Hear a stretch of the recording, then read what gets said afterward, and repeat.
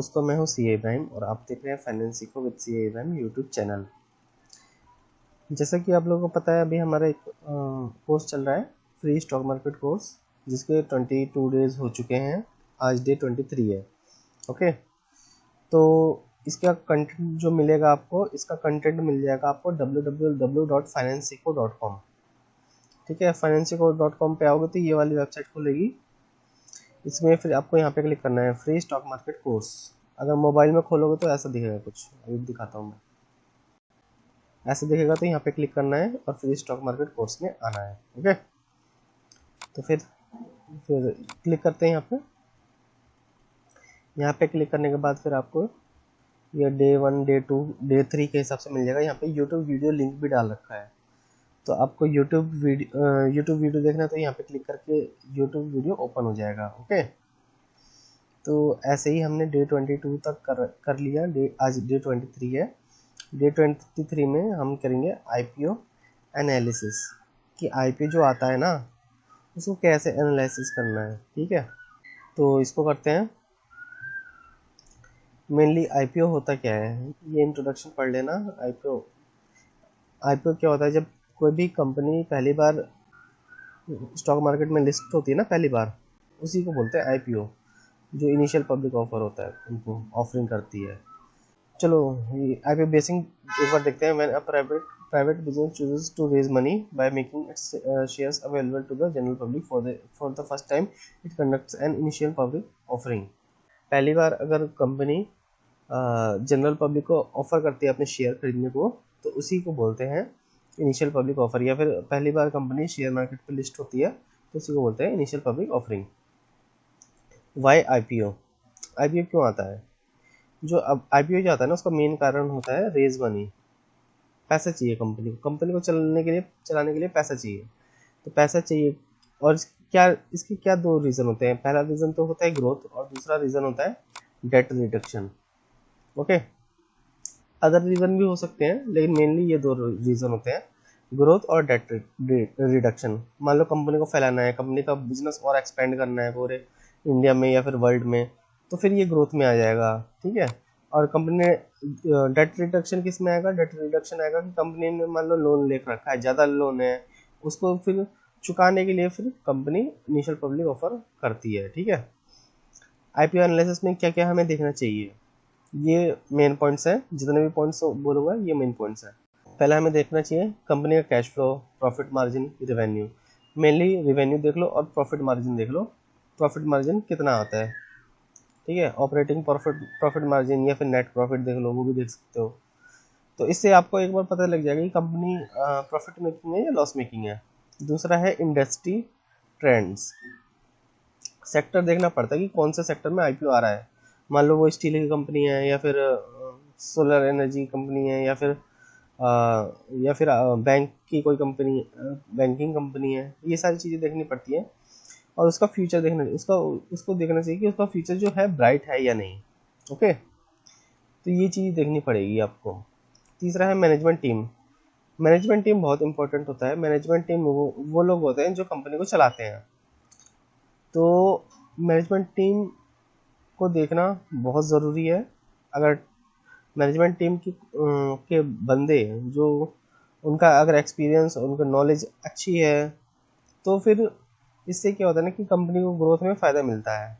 नहीं तो कंपनी के बंद होने के चांसेस भी ज़्यादा रहेंगे। यूज़ ऑफ प्रोसीड्स मतलब कि क्या है कि जो जिस काम के लिए कंपनी ने पैसे इकट्ठा किए थे, क्या उस काम को कंपनी ने किया या नहीं किया, यही देखना होता है। ठीक है, वैल्यूएशन में क्या है, हमें ये देखना है कि कंपनी जो आईपीओ ला रही है वो हाई वैल्यू पे तो नहीं ला रही। इसमें बहुत सारी कैलकुलेशंस होती हैं।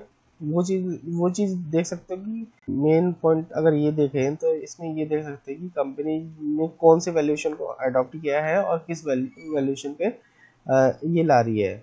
अगर हाई वैल्यू अगर आपको लगती है तो उस आईपीओ से आपको बचना चाहिए। ठीक है, रिस्क एंड चैलेंजेस में ये देखना पड़ता है कि जो कंपनी आ रही है इस इंडस्ट्रीज या इस बिजनेस का क्या रिस्क है ना। मान लो, इसमें एग्जांपल देता हूँ। मान लो कोई तम्बाकू की कंपनी है, टोबैको कंपनी है, टोबैको कंपनी है, सिगरेट की कंपनी है। मान लो कल को अगर कोई कोई सरकार आती है, कहती है कि नहीं हम इंडिया में टोबैको बंद करेंगे, है ना, सिगरेट बंद कर देंगे, तो फिर क्या है ना, इससे जो सिगरेट वाली कंपनी है ना, उनके प्रॉफिट इफेक्ट करेंगे, है ना, लॉस हो सकता है ना उनको।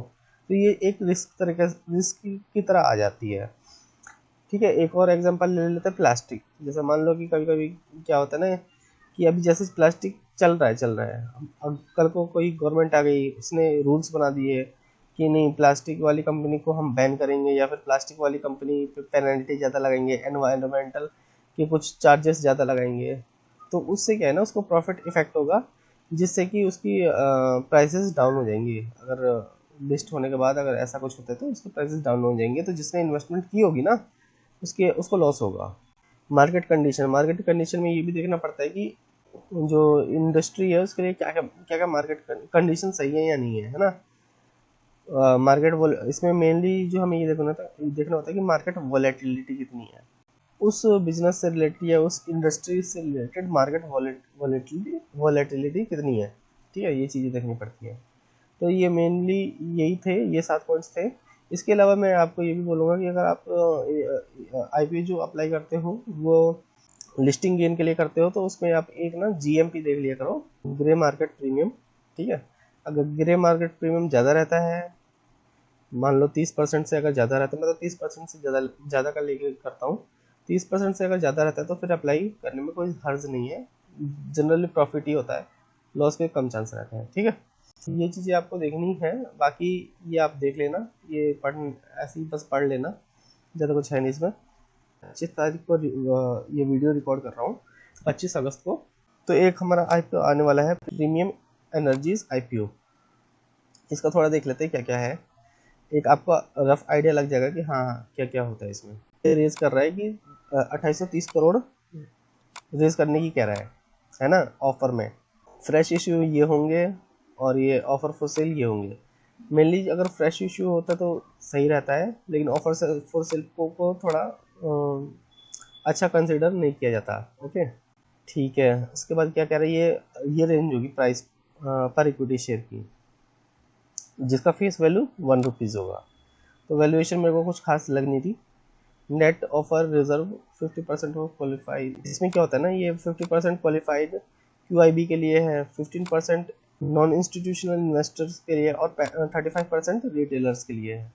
तो कभी कभी ये 10% भी रहता है, तो ये देखना 35% अगर रिटेलर्स के लिए है तो IPO लगने के चांसेस ज़्यादा है।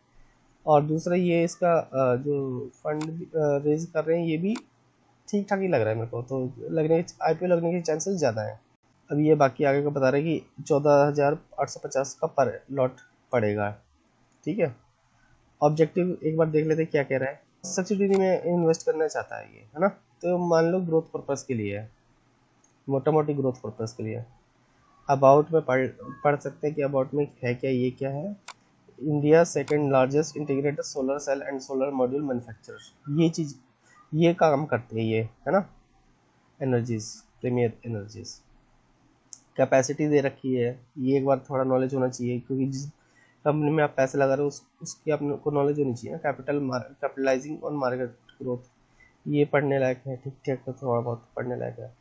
एक्सपेंडिंग ओवरसीज प्रेजेंस, ओवरसीज मतलब कि इंडिया के बाहर कितना प्रेजेंस है इसका, US मार्केट में भी है शायद, मलेशिया में भी MOU साइन हुआ है इसका शायद, है ना। ये सारी चीज़ें देखनी होती है। डाइवर्सिफाइड जल्दी करा रहा हूँ क्योंकि इसमें टाइम लग जाता है, थोड़ा एनालाइज करने में टाइम लगता है। डाइवर्सिफाइड कस्टमर बेस इसका दिखा रहा है क्या क्या है। डाइवर्सिफाइड है इसका शायद कस्टमर बेस, डोमेस्टिकली दोनों कस्टमर है, डोमेस्टिक भी है इंटरनेशनल भी है। ओके, ऑर्डर बुक वैल्यू कितनी है इसकी, 53,620 करोड़ मिलियन है, 53,620 मिलियन। नॉन DRC सोलर्स ये सारा दे रखा है इसका, है ना, कंपनी का। की रिस्क क्या है, heavily limited on number of customers, कुछ लिमिटेड नंबर ऑफ कस्टमर्स पे है, ये सारी चीज़ें हैं इसने दे रखा है। कंपटीशन भी है, कंपटीशन किससे है, वारी एनर्जी से है, मुंद्रा सोलर से है, विक्रम सोलर से है ना, इन सब से इसका डायरेक्ट कंपटीशन है। अलॉटमेंट एंड लिस्टिंग ये दे रखा है कि कब अलॉट होगा कब लिस्ट होगा। ठीक है, तो ये सारी चीज़ें, इसमें एक मेरे को कमी लगी, इसमें ये लगी कि फाइनेंशियल डाटा नहीं था इसमें। फाइनेंशियल डाटा के लिए मैंने ये ओपन कर रखा है, क्योंकि फाइनेंशियल डाटा तो सबसे ज़्यादा ज़रूरी है ना। इसमें देखेंगे 22 में 14.41 का लॉस हुआ है, 23 में 13.34 का लॉस हुआ है, 24 में 231 का प्रॉफिट हुआ है। तो प्रॉफिट में आई है ये कंपनी, है ना। तो ये तो मेरे को ठीक ही लग रही है। अब ROE देखते हैं एक बार, ROE कितना है, 43, अच्छा है। ROCE ठीक ठाक है, मतलब सही है। EBITDA मार्जिन है 15.93 का है। प्रॉफिट आफ्टर टैक्स मार्जिन जो है तुम्हारा 7.30 का है, तो ठीक ही है, okay okay. Debt equity ratio बहुत हाई है, बहुत ज़्यादा हाई है, ये अच्छा नहीं है। अब इन सब चीज़ों से ना आपको एक तो प्रॉफिट के बारे में पता चल गया कि हाँ प्रॉफिट में है ये या नहीं कंपनी, ओके। लेकिन इसका डेट इक्विटी रेशियो थोड़ा बहुत बेकार है, थोड़ा क्या बहुत बेकार है, 2.18 का है। ऐसे इसको एनालाइज करते हैं। तो मोटा मोटी मैंने बता दिया कि कैसे कैसे इसको एनालाइज करते हैं, तो आई गया होगा आपको। करते हैं क्लास को ख़त्म।